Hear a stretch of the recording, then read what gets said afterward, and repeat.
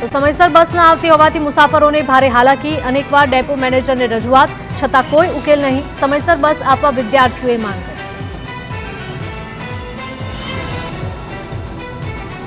વડોદરા શહેરમાં વરસાદી સિઝનમાં વકર્યો રોગચાળો. એસએસજી હોસ્પિટલમાં નોંધાતા ઓપીડી કેસોમાં થયો છે વધારો.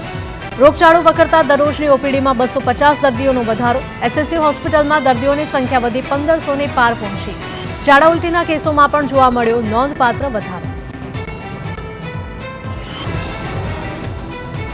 એસએસજી હોસ્પિટલના રેસિડેન્ટ ડોક્ટર્સ પણ રોગચાળાની ઝપેટમાં. 4 જેટલા રેસિડેન્ટ ડોક્ટર્સ આવ્યા ડેન્ગ્યુની ઝપેટમાં. હાલ તમામ રેસિડેન્ટ ડોક્ટર્સનું સ્વાસ્થ્ય સુધારા પર છે. એસએસજી હોસ્પિટલની નિર્માણાધીન સાઇટ પર પાણી ભરાતા કાર્યવાહી. કોન્ટ્રાક્ટરને હોસ્પિટલ તંત્ર દ્વારા ફટકારાઈ છે નોટિસ. ડેન્ગ્યુ, મેલેરિયા અને વાયરલ ફીવરના કેસમાં વધારો. વડોદરામાં વિશ્વામિત્રી પ્રોજેક્ટની કામગીરીને લઈને આશંકા. યોગ્ય કામગીરી ન થઈ હોવાનો સામાજિક કાર્યકરોનો આક્ષેપ. કલેક્ટર કચેરીએ બોટ અને લાઈફ જેકેટ સાથે નોંધાવ્યો વિરોધ. યોગ્ય રીતે કાર્યવાહી કરાય તેવી સામાજિક કાર્યકરોની માંગ. કામગીરીની વિજિલન્સ તપાસની પણ કરી માંગ. સુરત પાંડેસરાની સસ્તા અનાજની દુકાનમાં છેતરપિંડી. સરકારી અનાજની દુકાનમાં પુરવઠા વિભાગે દરોડા પાડ્યા. U51 નંબરની દુકાનમાં 7.24 લાખની છેતરપિંડીનો પર્દાફાશ. સંચાલકના અંગૂઠાની નકલી છાપથી તોલાદ પોર્ટલ લોગિન કરતો હતો. સંચાલકને લકવો થતા ઘરે આરામ કરવાનું કહેતા તોલાદે જણાવ્યું હતું. તપાસમાં સંચાલક અલ્પેશ 2 મહિનાથી છે કેનેડામાં. સંચાલક અને તોલાદ વિરુદ્ધ પાંડેસરા પોલીસ સ્ટેશનમાં ફરિયાદ.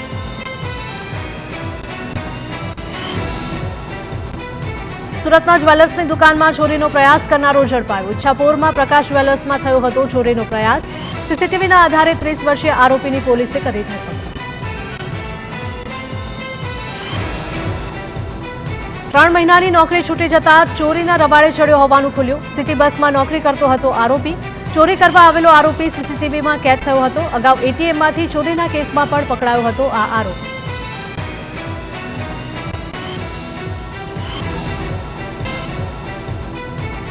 ભરૂચમાં નર્મદા નદીમાં જીવના જોખમે માછીમારી. લાકડાના પાટિયા પર સવાર થઈ માછીમારી કરતા યુવકો.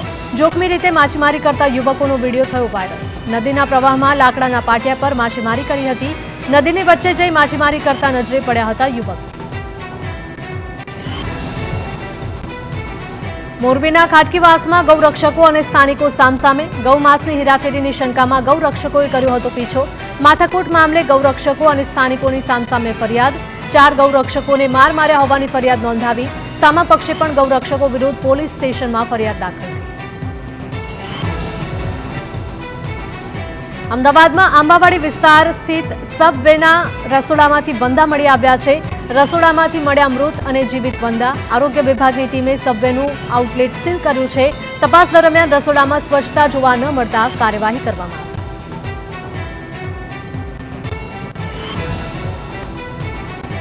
રાજ્ય પોલીસ વડા વિકાસ સહાય આજે નિવૃત્ત થશે. ડીજીપી વિકાસ સહાય વય મર્યાદાના કારણે થઈ રહ્યા છે નિવૃત્ત. ડીજીપી વિકાસ સહાયને 3 મહિનાનું મળી શકે છે એક્સટેન્શન.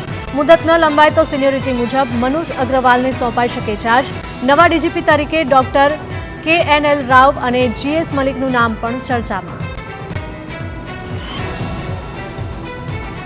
નિર્જા ગોત્રુનું નામ પણ રાજ્ય પોલીસ વડાની રેસમાં. નિર્જા ગોત્રુને ડીજીપી બનાવાય તો ગુજરાતને બીજા મહિલા ડીજીપી મળશે. GS મલિક ડીજીપી બનશે તો અમદાવાદને નવા પોલીસ કમિશનર મળશે.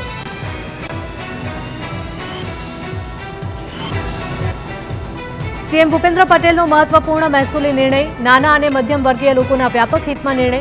રહેણાંક મકાનોમાં ટ્રાન્સફર માટેની ડ્યુટીમાં મોટો લાભ. તબદીલી ટ્રાન્સફર માટે ભરવાપાત્ર ડ્યુટીની 80% સુધીની રકમ માફ કરવામાં આવશે. એલોટમેન્ટ લેટર અને શેડ સર્ટિફિકેટથી કરાયેલા ટ્રાન્સફર પર 80% ડ્યુટી માફ. બનાસકાંઠાના કાંકરેજથરા એપીએમસીની ચૂંટણીનું આજે મતદાન. ખેડૂત વિભાગના 10 સભ્યો અને વેપારી વિભાગના 4 સભ્યો માટે ચૂંટણી. કુલ 14 સભ્યપદ માટેની એપીએમસીની ચૂંટણી.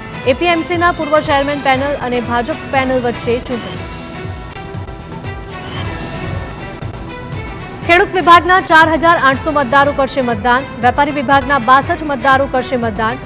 ભાજપ સામે ભાજપના નેતાઓ લડી રહ્યા છે એપીએમસીની ચૂંટણી. ત્યારે ચુસ્ત પોલીસ બંદોબસ્ત વચ્ચે મતદાન અને આવતીકાલે મતગણતરી કરવામાં આવશે. ત્રણેય હાથીઓની તબિયત હાલ બિલકુલ સ્વસ્થ છે, ત્યારે હાથીના વર્તન, તાપમાન, ચાલવાની પદ્ધતિ, તકલીફ અંગે ચકાસણી કરવામાં આવી. હાથી કેમ ભડક્યા તે અંગે તપાસ હાથ ધરાઈ. વડોદરામાં દબાણ હટાવ ઝુંબેશ, પાદરામાંથી ગેરકાયદે દબાણો કર્યા દૂર. ગોવિંદપુરા તળાવ પાસેના દબાણો હટાવાયા છે. પાલિકાની કામગીરી સામે લોકોમાં આક્રોશ, નેતાઓ અને અધિકારીઓ દબાણ કરાવતા હોવાનો આરોપ.